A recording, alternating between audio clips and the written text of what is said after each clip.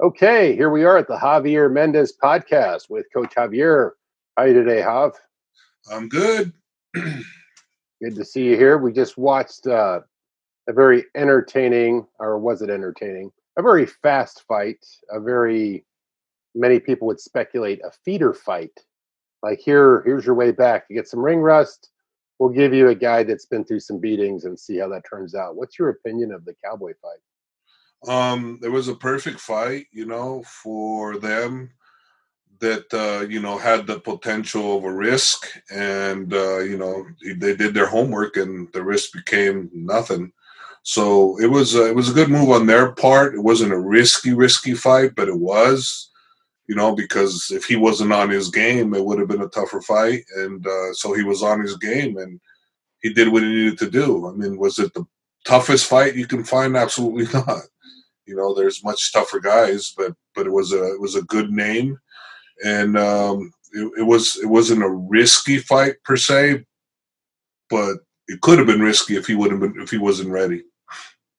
Now, there's speculation on people of like say whatever fans or people that just want to troll are like, oh, that fight was fixed. I don't think it was. What do you think? He just went in. Yeah, what do you think, Gob? Cowboy Cerrone ain't fixing nothing, man. He's a die by the sword, type of guy. He ain't taking a dive from nobody. And, that's whole fixing game. It's like, it's ridiculous. It's too many people play into the factor. There is elements of games that are fixed, like maybe certain judges, maybe certain refs, or maybe certain something, but the whole company in general, they're not in on the fix.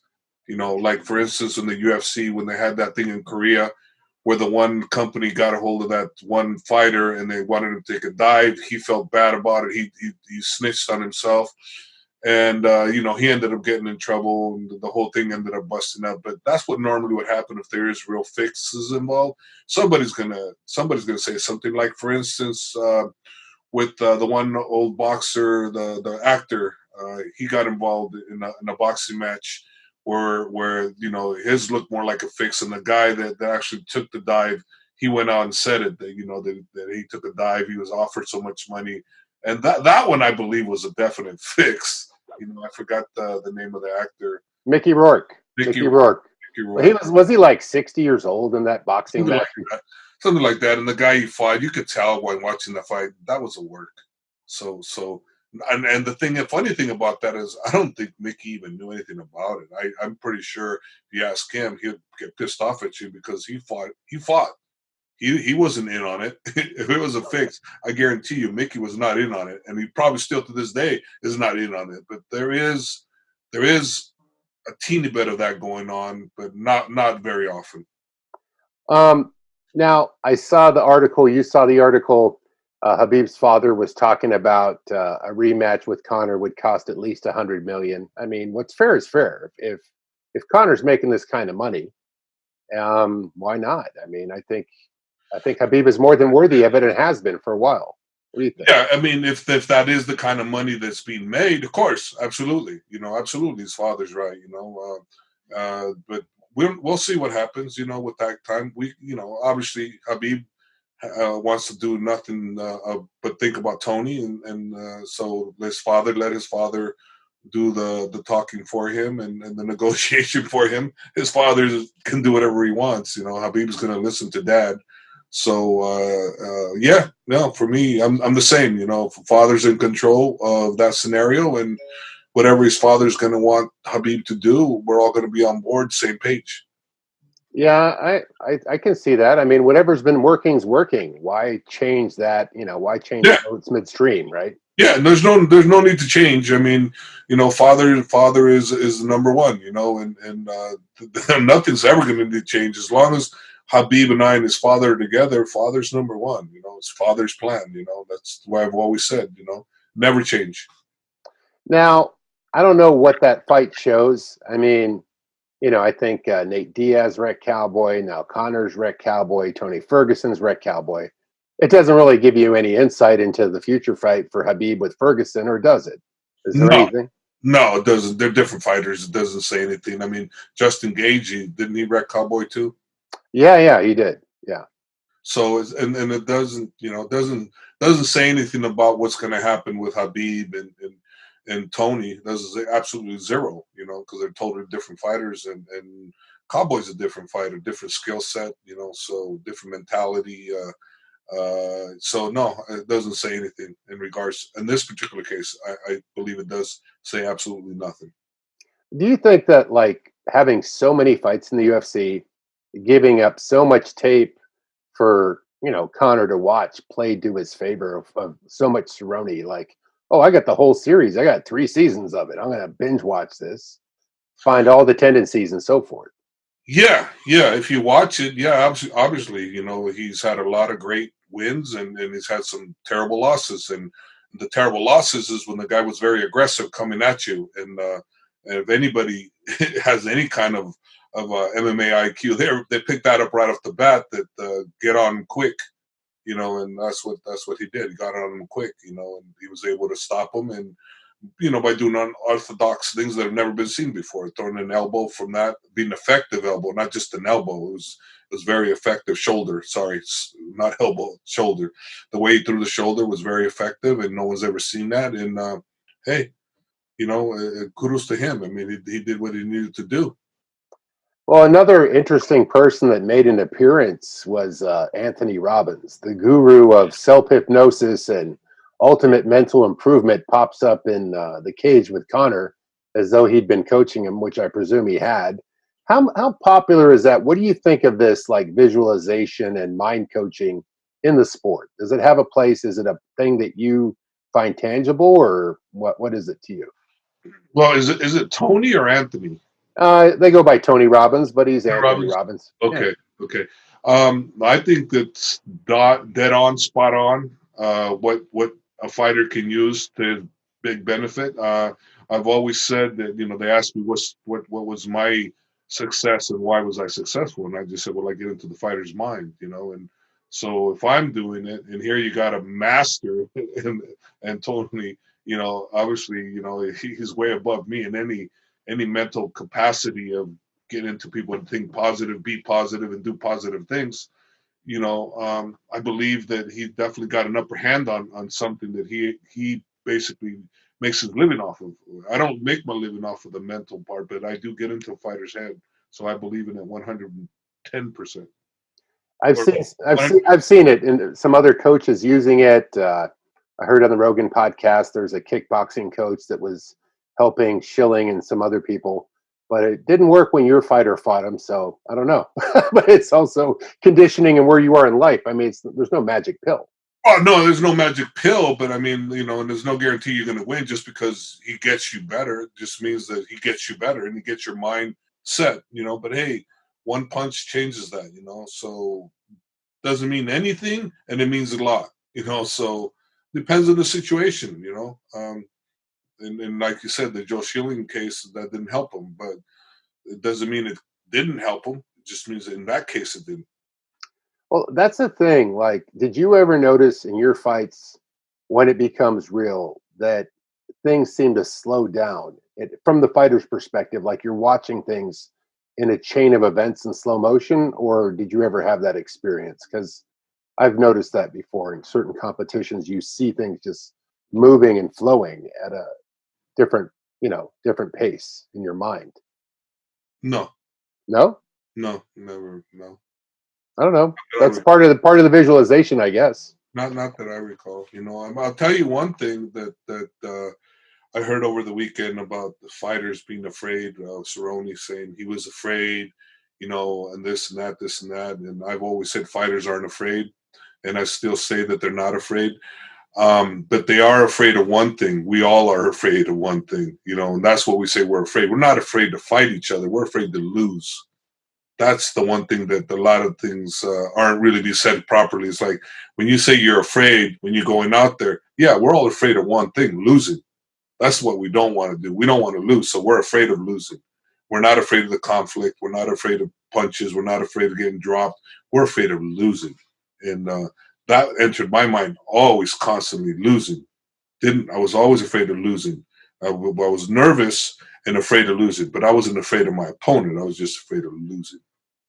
Well, having personally studied a lot of the methods that Tony Robbins used, I can take that what you just said, and it's the stick and the carrot methodology. It's desire to gain or fear of loss, which would be losing, right? So, which one of those two, fires up your motor? And if your fear of loss is huge, you're going to fight better. It's going to motivate you because you want to stay away from that feeling so much. That's what I seem to be taking in from you. Well, I mean, if you take my experience from when I actually competed, the less I feared, the better I did.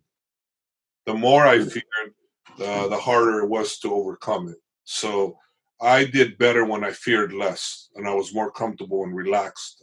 That's when I did my best. When I feared losing, I did not do my best. So the more I got involved in the higher level fighting, the better I got accustomed to that being afraid. The less I was afraid because I was more confident. And so for me, it was the more experience, the better I got, and the better the win. The Russians typically come across as stoic in the cage. They're not very emotional. They're not making a lot of facial gestures. Seems like they are trying to stay in a center space, like a flow state. Think you see the same thing I do? I mean, especially Fedor in the old day, you couldn't tell what he was thinking. Was he happy? Was he sad? He was just dead center. I think the vast majority of them are that way, and I think it's a cultural thing how they grew up and how they're raised. So I don't think it's something that they're born with. I think it's something they grew up with.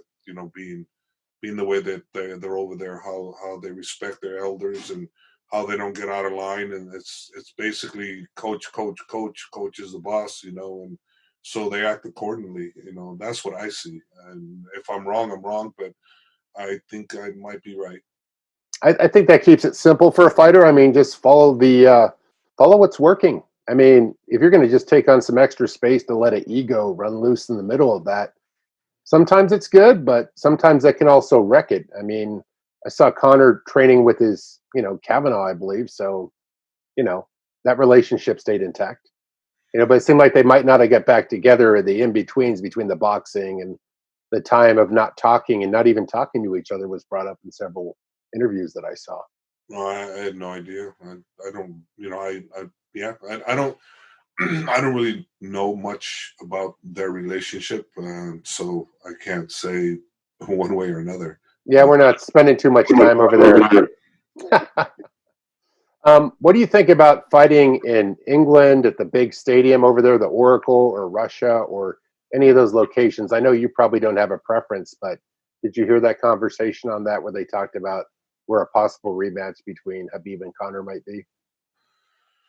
Uh, well, I think Connor wants it in Russia, and I mean, honestly, what about the new Raiders stadium here in Vegas? I'm just throwing it out there. Because Well, and let's put it this way, forget about those two, just in general, having a fight in Vegas. Now that we have a stadium in Las Vegas, I think 60,000. I think at some point we're going to see some MMA matches there, guaranteed. I don't see how we couldn't, being in Vegas where it's at and how much money they probably pay to have it there. The amount of millions and millions of dollars that'll be made by Vegas hosting an event like that would be a monster event for Vegas. So I can see a lot of these monster events coming to Vegas now when they have that stadium built. And if I'm not mistaken, it's pretty close to being built now. yeah, that stadium is it's a game changer because originally the first UFCs when they filmed them, they were probably 3 to 5,000 in attendance, right? That's what a good B League card might pull. An average attendance is probably 17 to 22,000, maybe 30 in the biggest venue so far, but stadium 60,000 people. I don't know. I mean, I think Russia has pretty big stadiums they've hosted MMA events at too, like 100,000 plus. What's Yeah, the biggest that you've heard of? the 104,000 in Mexico, I believe, the Aztec Stadium. Wow, that must have just been that's like a whole city came to watch. Yeah, pretty much.